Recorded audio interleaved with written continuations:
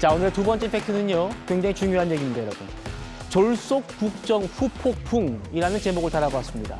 요즘 한국 정시를 보면 하루 걸러서 사이드카가 발동되고 지수 변동폭이 커도 너무 큰 상황이잖아요. 그 주요 원인으로 청와대가 초고속으로 추진했던 이 단일 종목 레버리지 ETF가 꼽힙니다. 그런데 김용범 정책실장이 방송에 나와 한 말이 기름을 부었습니다. 바로 만나보시죠. 상장 폐지는 사실 생각하기는 어렵습니다. 그 자체가 또 시장에 엄청난 충격을 주죠. 예. 그 매물을 어떻게 해소를 해야 될 거 아닙니까? 본인이 밀어붙인 단일 종목 레버리지 ETF로 국민 지갑이 털리고 있는데 사과 한마디 없이 상패는 없다고 강변했습니다.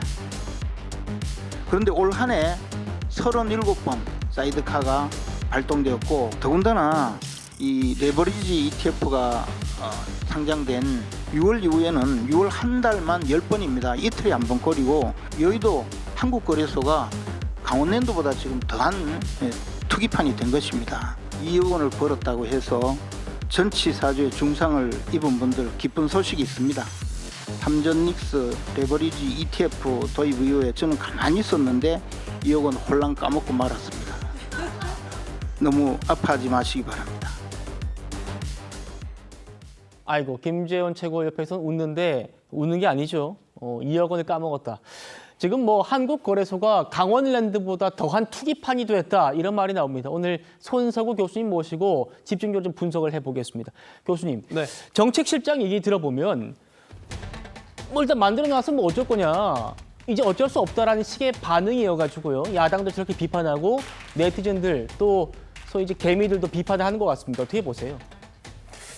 어떻게 보면 어쩔 수 없다라는 식의 반응으로 이제 읽혀질 수 있는 발언들인데 저 말 자체는 틀린 건 아닙니다. 사실 지금 상황에서 어쩔 수 없습니다.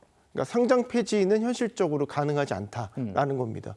그러니까 이 레버리지 ETF를 이미 상장을 시켰고 상장 폐지를 시키기 위해서는 여러 가지 복잡한 요건들을 충족을 해야 되는데 지금 그런 요건들을 충족하는 상태는 아닙니다. 다만 너무나 쏠림이 심하기 때문에 여기에 대한 이제 보완책들을 내놨고 또 하나 이제 지적할 수 있는 거는 최초에 이 상품이 상장되기까지 인가 과정에서 충분히 이런 위험성들에 대해서 예고를 했고 예측을 했고 이런 스트레스 테스트라든지 이런 것들을 거쳤나 이런 부분들에 대한 지금 의문점들이 제기되고 있는 거거든요. 너무 컸죠, 여파가.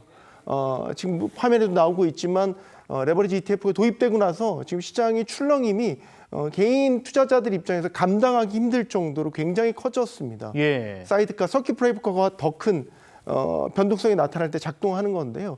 역사적으로 이렇게 짧은 기간 안에 저렇게 많은 사이드카와 서킷 브레이커가 작동된 적이 없습니다. 예.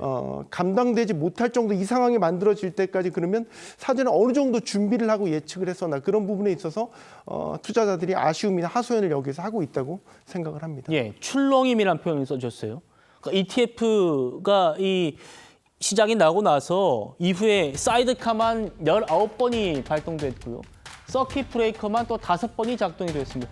교수님, 애초에 삼성전자와 하이닉스가 코스피 시가총액의 절반을 넘게 차지하지 않습니까? 네. 그 두 종목에 대해서 2배 레버리지를 허용하면 문제 커질 거다. 전문가들 지적 많이 했지 않습니까? 네, 지정 분명히 있었는데 사실 이게 이제 우리나라에만 존재하는 이런 단일 종목에 대한 레버리지 상품이 아니고 뭐 미국이라든지 홍콩 같은 데서는 다 운영이 되고 있는 상품들이었기 때문에 이 운영된 이 실사례들만 보고 이걸 우리나라에 적용했었을 때에 어느 정도 문제가 될 수 있겠느냐 이 부분을 정확히 예측을 못했던 것 같아요. 그러니까 말씀하신 대로 우리는 삼성전자와 SK하이닉스의 이 코스피 내 비중이 지금 50%를 넘었지만 이게 도입됐었을 당시에도 이미 비중이 35%, 38% 이렇게 높은 수준으로 올라져 있는 상태에서 저 단일 종목 레버리지가 도입이 되니까 사실 불 위에 기름을 끼얹은 격이 됐다고 볼 수 있겠죠. 그렇죠. 오늘 종가 좀 볼까요?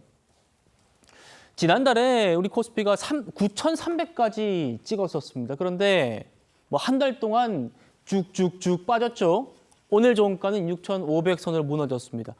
자, 그러니까 뭐 2,800 정도. 거의 한 3분의 1 정도가 증발을 한 건데 교수님 물론 뭐 ETF 때문이라고만 할 수는 없겠습니다만 네. 분명히 이런 변동폭이 영향이 있었겠죠. 네, 분명히 있었다고 봐야 되고요.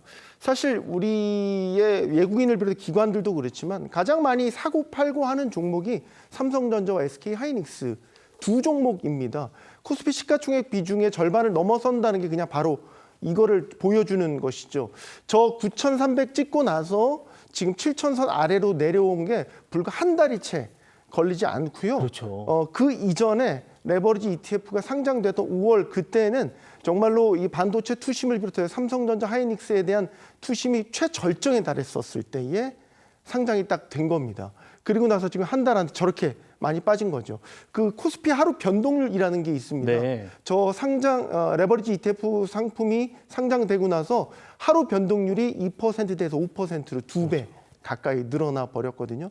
이런 것들을 보면은 분명 저 레버리지 상품이 과도한 쏠림을 일으켰고 그 쏠림으로 인해서 저렇게 지수 자체의 변동성이 커질 수밖에 없었다 이렇게 보여집니다. 그렇죠.